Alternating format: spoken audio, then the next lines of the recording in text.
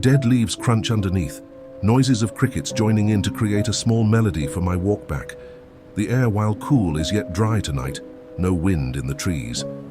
The fenced neighborhood, dark, lonely, and quiet, though that being due to the late hour.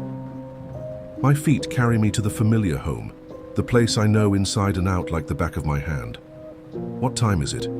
The thought sinks into my mind, eyes weighing heavily, specifically from the long days of working.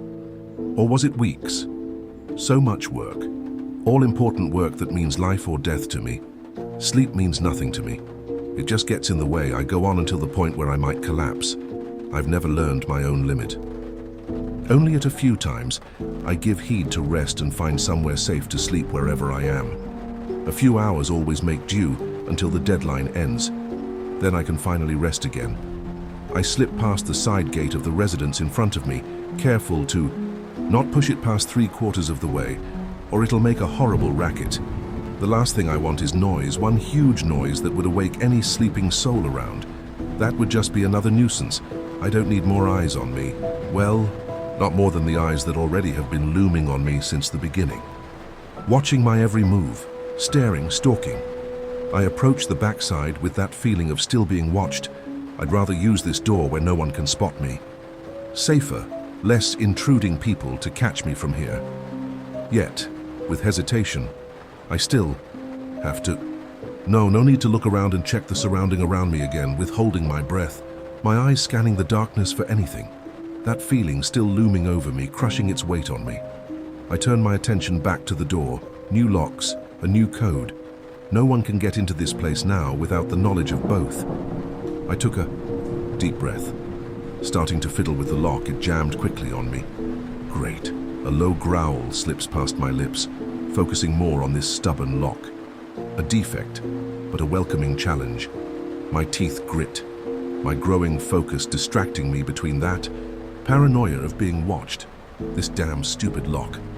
I could feel it growing, those eyes in such an intense stare, the image of a prey being cornered by its predator, just ready to attack and sink into the most vulnerable parts of me.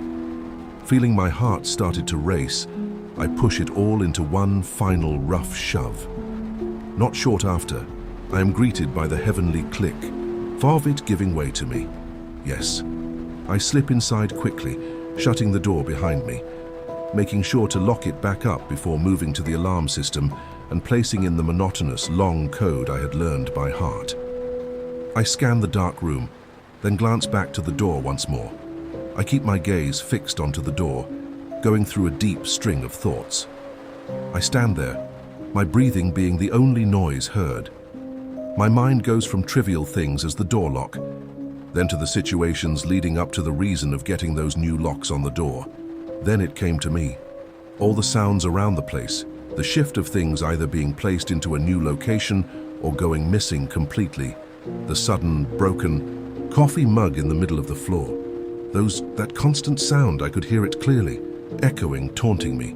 Was it all in my head? Drip, drip, drip, it was driving me nuts. Waking to the sound or coming back inside from a long day away, always the same sound. Drip, drip, drip. Even thinking of it now makes my blood boil, my heart pound and fall down into my chest with an agonizing pain. I try to shake myself free out of my trance, inhaling quickly. That stopped as soon as security was changed. I gave a nod to myself, my mind reaching the conclusion that with a bit of grease the lock will give way without the frustration. No need to even bother with the turning on the lights. The basement couldn't be too hard to find. I followed my path down the stairs, letting the sounds of my exhausted steps echo loudly on the staircase. A few creak under my weight, always on the 6th and 10th step. The door moved without any impedance. The icy chill of the room hit me, following with a musty smell reaching my nostrils. I stop, unable to recall where I left off, what I was looking for in here.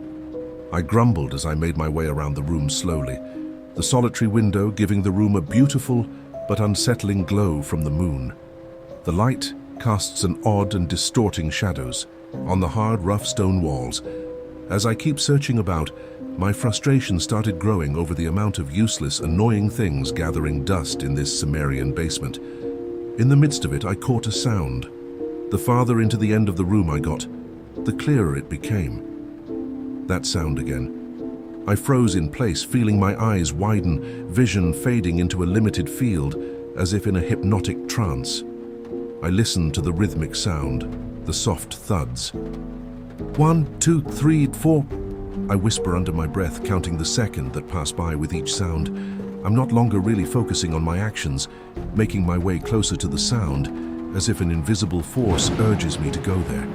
My body moves in front of a leaking pipe, the water softly dripping out its weak point, clearly cracked open with rusting over time. I continued to stand there and just stare. With seconds passing, my mood switched from an unsettling calm to an aggravated state. My eyes gazed down on the leaking pipe with anger. A curse leaves my lips. There is enough at the moment to deal with. I don't have time for this stupid mess. I grab a tool hanging from my belt, lifting it high into the air, readying to fix this pipe. Then I hear it, a scuffling sound. I freeze in place, listening closely. The longer the silence fills the room, the louder the scuffles seem to get, and the more damning each drip of water feels. The noise, as if it is going to alert the thing to this location. Drip, drip, drip. I held my breath. The rhythmic drips only seemed to get louder. I could hear the noise getting closer, moving above me. I believed to hear something fumbling outside in the yard, maybe, but it was definitely coming from up above. There was a whisper, a hush voice speaking out, nearly muted by the sounds within the building. I hear it. A click, twist, turn, and with that they opened a door upstairs. They got in. They are in the house now. My thoughts raced on the possible outcomes. Was this person here to steal? My thoughts twisted up in my head, my panic turning into anger. No, they are here to cause great harm, great pain. With the tool tightly in my hand, I moved down, moving quietly towards the door. I held my breath, listening to where exactly this person could be located. I could feel my pulse beating against this tool. Long, heavy and metallic tool, the living room, there they were. I started to sneak up, avoiding the 10th step, then the 6th that had scared me alerted earlier. I gripped the tool in my hand once, more adjusting my grip on it. At that moment, I knew I was about to do this person more harm than what they were thinking to do onto me. My teeth grit together, breathing slowing so to become barely audible, my back pressing softly onto the wall. I pondered quickly, guessing the possible forms of attack. I heard them messing with something metallic. Not a gun, possibly a weapon such as my own, a crowbar, a bat. Doesn't matter. I needed to listen carefully and attack them before they can get to me at all. My knuckles ached with the pressure. So eagerly I wished to peek out to see exactly where they were holding up, to size them up, then take them down, but it was too risky. I could hear my heart pound faster, flooding my head. I waited with bated breath. A step here, a step there, this person's breath laboring, still unaware that I know they are here. That sound of metal moving and ringing. Their voice was silenced, their steps slowly walking towards me. I felt my eyes widen once again, the tool in a death grip, ready to swing with all my might. Tap, tap, tap, then silence. I can hear them breathing, words whispering under their breath. This is definitely a man's voice. He is messing with something, speaking to himself. I was about to almost sprint into action, but no, I had to keep the upper hand. Tap, tap, tap. He drew closer and closer, a few more steps, and I saw the blur of motion. I quickly swung, a sickening crunch following as my tool made contact. In the first moment, I could see the shock in his tired, dull eyes, his greasy hair moving to the tool's groove. No control. I can't stop myself. One hit just isn't enough. I swung again and again. He hit the ground. I couldn't stop. I kept slamming the tool down in a frenzy, the same way someone kills a bug for disturbing. My wide eyes stared down at the scrawny man before me, the metal object under his hand shaking against the tile floor where his fell with him. His greasy dark hair slowly soaking in the liquid, his other hand pale now and bearing the scars of one's labors, and reaching out for something in his final moments. My breath heaved, logic and rationality returning back into my mind. I stepped away, the warmth of the liquid slowly cooling on me. I shook my head, made a quick beeline for the bathroom and flicked on the light. My tool was set down, the rusting pipe echoing a loud thud on the countertop. Liquid dripping off the ends of the pipe. My cold reflection stared back at me in the mirror glass. The faucet was turned on quickly, going to work on washing the blood off me. Hands, my upper face, the dark cloth covering my mouth, doing its job in shielding the rest of my face from messy situations. I could smell the iron lingering around my nostrils, almost making me sick. I leaned down close to the sink, letting the whole situation sink in deep. My eyes moved up, removing thermosy of black hair out of my face, that black, unkempt, greasy long hair. I stare at my reflection for what feels like hours, the mixed color of dead eyes of green and ice-cold blue staring at the prominent scar upon my forehead, the one that bared a grim reminder and awful memories. Grasped a towel, wiping away the water and any remained blood on my skin. Too bad my grey shirt held on to stain a lot easier than the rest of my black clothing. Then I might have been able to forget about it by now. Sighing, my fingers thoroughly brought out a trinket from my vest pocket, staring down the gem hiding safely within the fabric. This trinket seemed to talk to me, it always had. Nathan, over and over, I heard it call out for me. Maybe it was just my mind playing a trick on me, but that undeniable whisper remained. I slipped back into deep, empty thoughts once more before I realized I had been staring at the gem this entire time.